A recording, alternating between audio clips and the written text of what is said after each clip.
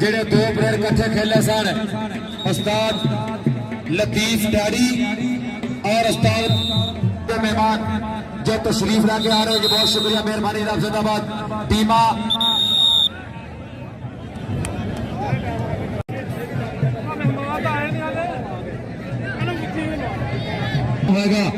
ताड़ी मारो यार तेरे बने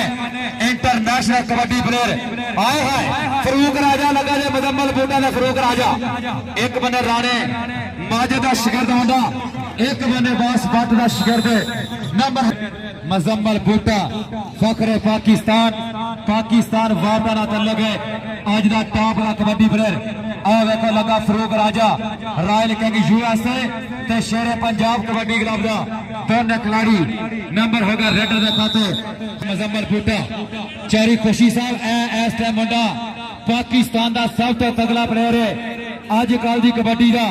मेहर मुजम्मल बूटा पाकिस्तान वापटा इंटरनेशनल कबड्डी प्लेयर कनेडा का टूर करने वाला खिलाड़ी कबड्डी पा रहा 72 गड्डियां फैसलाबाद आए हाय और एक टच हो गया बिल्कुल मुंडा कॉन्फिडेंट ना वापस जा रहा। रेफरी साहब का जो इशारा है देखना पेगा, रेफरी साहब ने एक बारी मुजम्मल बूटा जी पीछे आओ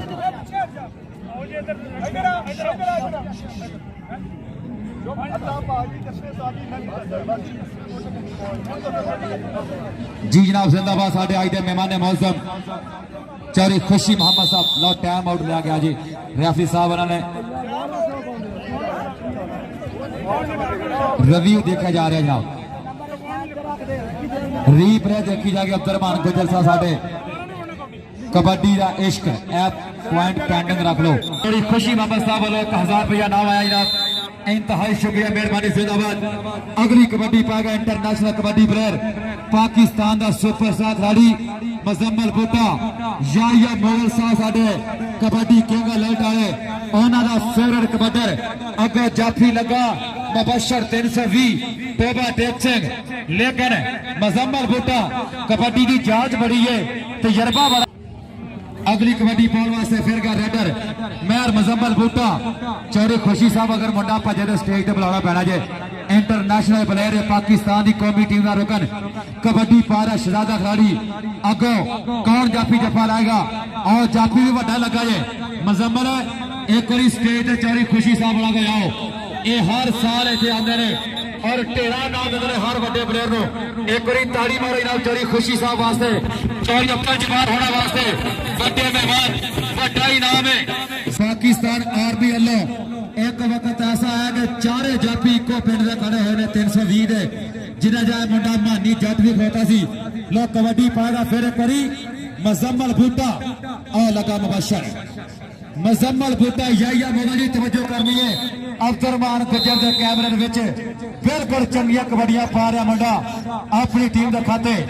उतली कबड्डी वाले साहब ने पाकिस्तान की कमेटी अपना नुमाइंदगी की उस्ताद बूटा बैर 72 गड्डियां अपना जड़ा वाला फैसलाबाद ओदा पुत्र एक घर से जोड़े खुशी साहब 4 बंदे कबड्डी इंटरनेशनल खेले ने वड्डे गजन ने पाकिस्तान की कप्तानी की इम्तियाज आलम ने खालिद मेहर मुजम्मल बूटा और मेहरी ते वकास बूटा इन्हों के घर 7-8 बंदे ने जो तगड़ी कबड्डी खेलते हैं। ला 1000 रुपये की तीसरी कबड्डी चौधरी कदीर आलम सराया साहब रईसा 664 जी मुजम्मल जी सामने चिट्टे कपड़े वाले बंदे को 1000 रुपया अपना वसूल करो और ढेरिया खलोता नहीं।